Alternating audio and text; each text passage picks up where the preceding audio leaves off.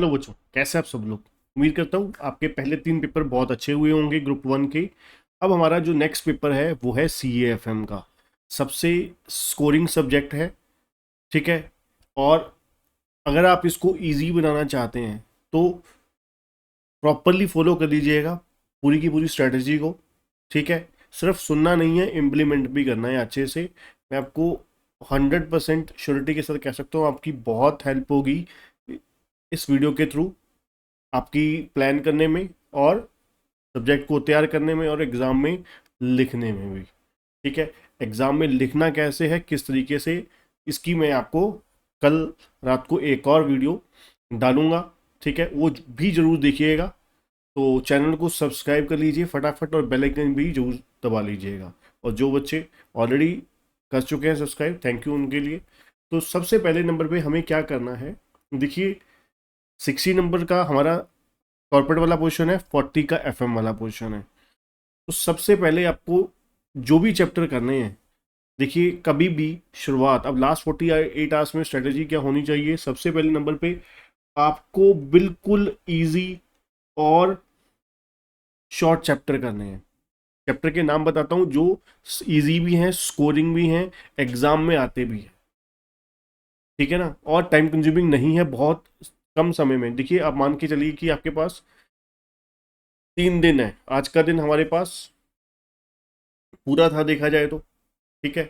और कल का दिन पूरा है हमारे पास, और परसों का सुबह 9 बजे तक हमारे पास, 8 साढ़े 8 बजे तक लगा लीजिए। अगर आप 5 o'clock सुबह उठ के तैयारी करते हैं तो 3 घंटे आपके पास 8 साढ़े 8 बजे तक हैं। तो करना कैसे है, सबसे पहले नंबर पे आपको इजी इजी चैप्टर करने हैं जो बहुत ही छोटे छोटे हैं, बहुत ही फटाफट दनादन होते हैं और एग्जाम में भी आते हैं। जैसे कि मान लीजिए कॉर्पोरेट अकाउंटिंग वाले पोर्शन में है, कॉर्पोरेट अकाउंटिंग वाले पोर्शन में आपका अंडर राइटिंग हो गया आपका, ठीक है। बायबैक ऑफ शेयर्स हो गया, रिडेम्पशन ऑफ प्रेफरेंस शेयर हो गया, ईसॉप हो गया, ठीक है। रेशियो एनालिसिस हो गया, FM में आपका हो गया लीवरेज हो गया, डिविडेंड पॉलिसी हो गया, इन्वेंटरी मैनेजमेंट हो गया, ठीक है। ये वो चैप्टर हैं जो एग्जाम में आते ही आते हैं और बहुत इजी हैं, बहुत फटाफट हो जाते हैं।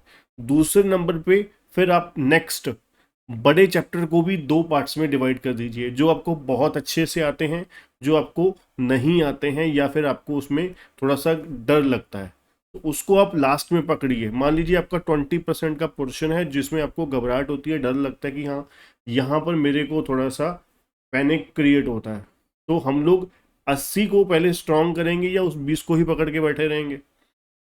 सही समझ रहे हो ना। तो हमें करना क्या चाहिए, 80 मार्क्स वाले को पूरा स्ट्रॉन्ग होल्ड में ले लेना चाहिए, क्योंकि अब बहुत सारे बच्चे 85 80 90 से अटेम्प्ट से ज़्यादा, करीब 90 तक भी नहीं पहुंच पाते। तो इसका मतलब क्या है, आप लड़ाई कर रहे हो 100 के लिए, एग्जाम में अटेम्प्ट करके आ रहे हो 80 75 70, ठीक है। तो कम से कम पहले वो एरिया जितने का आपको लगता है कि अटेम्प्ट हो जाएगा, उसको तो सुपर स्ट्रांग कीजिए, है ना।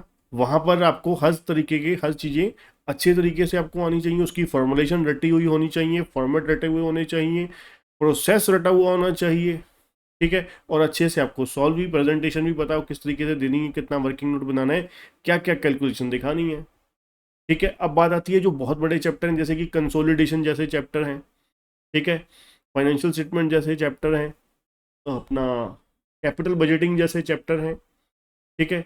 ये चैप्टर सबसे लास्ट में पकड़िए, लास्ट दिन में, मतलब कल शाम के बाद शाम को पकड़ लीजिए, ठीक है ना। तो इससे क्या होगा, आपका एक प्लान हो जाएगा कि हाँ ये वाला जो पोर्शन है वो इजी इजी वाला हमने बहुत बढ़िया तरीके से रेडी कर लिया, मॉडरेट वाला भी कर लिया, जैसे मान लीजिए कॉस्ट ऑफ कैपिटल है, शेयर कैपिटल है, डिबेंचर है, ठीक है, वर्किंग कैपिटल है। ये चैप्टर आपके एवरेज वाले अच्छे भी हो गए तैयार, तैयार भी कर लिए, ठीक है। और लास्ट में जो बहुत आपको डिफिकल्ट लगता है, मान लीजिए ज़्यादातर बच्चों को कंसोलिडेशन में प्रॉब्लम आती है, ठीक है, कैपिटल बजटिंग में प्रॉब्लम आती है, तो कैपिटल बजटिंग कंसोलिडेशन जैसे चैप्टर को लास्ट में प्रिपेयर कीजिए।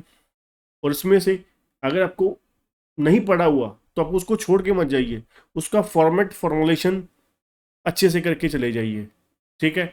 और 2 4 सम देख के चले जाइए। अगर मान लीजिए आपने बिल्कुल ही नहीं किया हुआ, मैं उन उन बच्चों के लिए एक फॉर्मूला अच्छा बताता हूँ, तरीका बताता हूँ। जैसे मान लीजिए आपको कंसोलिडेशन का आता ही नहीं है, तो क्या कीजिए, उसको छोड़िए मत, उसका फॉर्मेट की वही 2 4 क्वेश्चन आपको एटलीस्ट देखो वहाँ पर, ठीक है।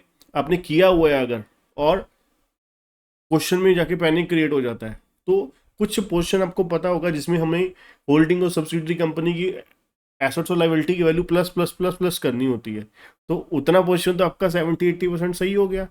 बाकी बचा 20 से 30% वाला पोर्शन, ठीक है, उसमें कुछ एडजस्टमेंट के वर्किंग नोट बना के एटलीस्ट उनको लगना चाहिए कि हाँ भी बच्चे को आता था, बट किसी वजह से, टाइमिंग की वजह से या कुछ रीज़न की वजह से उसका पूरा नहीं हो पाया।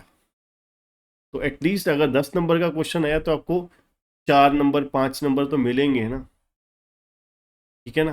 तो जो अच्छे तरीके से आता है वो भी अपने अच्छे से वो बहुत अच्छे से कर दिया, जो ठीक ठाक आता था जिसमें डर था वो भी, उसमें भी आप 50% तक मार्क्स ले गए। तो ऑटोमेटिकली एग्रीगेट करके आपके 60-70 से प्लस ही हो जाएंगे, ठीक है। और लास्ट में आपको क्या करना है, लास्ट दिन में कल क्या करना है आपको, क्वेश्चन जो है वो लिमिटेड करने हैं, ठीक है ना। बच्चे नॉर्मली करने क्या बैठ जाते हैं कि क्वेश्चन सॉल्व करने बैठ जाते हैं, फिर बाद में कहते हैं सर रिवीजन ही नहीं हो पाई मेरी।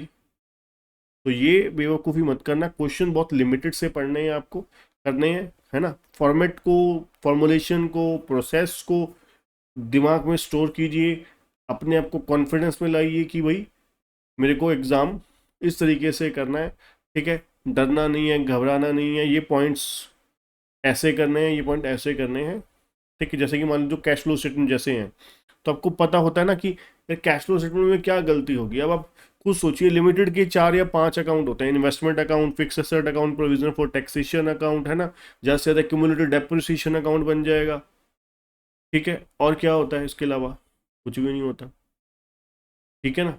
तो बहुत रेयर केस में होता है, नॉर्मली 90% केसेस में इसी एडजस्टमेंट के साथ ही क्वेश्चन जो है वो समाप्त हो जाता है।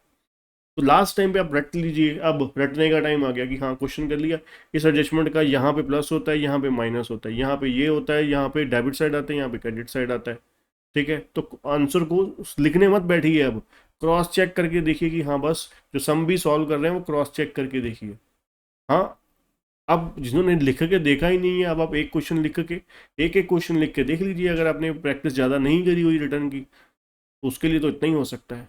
अदरवाइज जिन्होंने अच्छे से सिलेबस करा हुआ है उनको तो लास्ट में यही तरीका बेस्ट होता है करने का, लिखने का, है ना। बस देखिए कि हाँ एंट्रीज कंफर्म कीजिए अपने आप को, हाँ मेरे को याद है कि नहीं याद है, ठीक है बच्चों। तो कल फिर मिलते हैं, अच्छे से तैयारी कीजिएगा, ठीक है, और मुझे बताइएगा कमेंट बॉक्स में, ठीक है। कोई प्रॉब्लम हुई, कोई बात हुई तो मैं जल्द से जल्द आपको इमीडिएटली कमेंट करके बताऊंगा, ठीक है बच्चों। All the best.